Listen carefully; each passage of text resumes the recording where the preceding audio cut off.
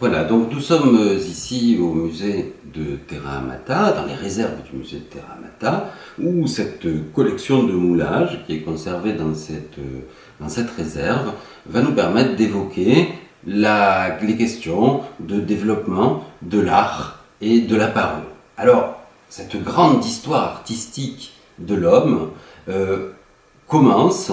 probablement avant 40 000 ans, peut-être dès la période que l'on appelle l'Acheuléenne, cette période où on va réaliser des bifaces, ces Homo erectus qui vont réaliser des bifaces et qui vont faire souvent des bifaces standardisées, très symétriques. Donc on peut penser que déjà on a une origine dans cette symétrie et cette standardisation des bifaces, une origine d'un intérêt pour l'esthétique. Et puis un certain nombre d'objets à caractère non fonctionnel vont être créés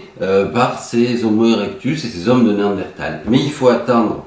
40 000 ans avec l'apparition de l'homme de Cro-Magnon, et cet homme de Cro-Magnon avec son magnifique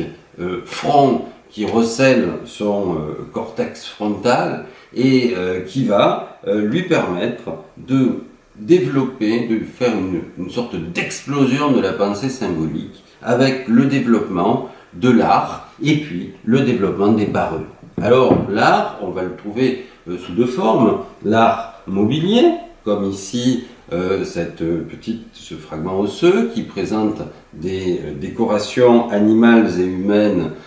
qui sont gravées, ou ici cet objet qu'on appelle un propulseur de saguet qui permettait donc d'envoyer avec beaucoup de force des saguets pour partir à la chasse, et qui présente ici ce petit oiseau. Mais également,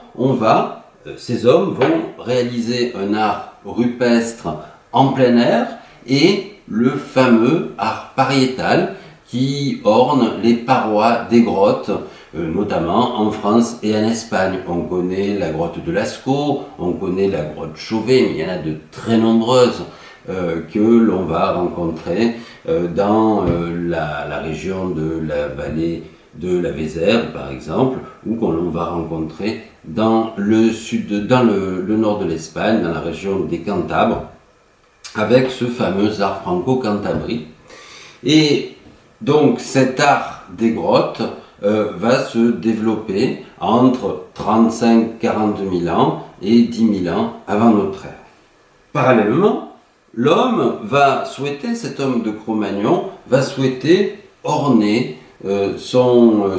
de différents objets, des parures. Alors il va utiliser des dents qu'il va perforer pour pouvoir s'orner de ce type de canine, ou alors des dents comme ceci.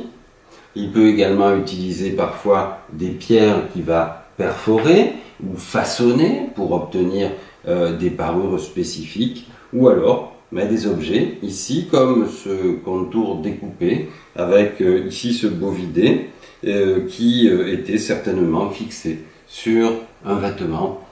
pour donner un aspect esthétique à ce vêtement. Donc à partir de ce moment, il y a 40 000 ans, 35 000 ans, c'est l'explosion de la pensée symbolique, c'est l'explosion de l'art et de la parure qui permettent de rentrer dans une dimension nouvelle pour l'homme.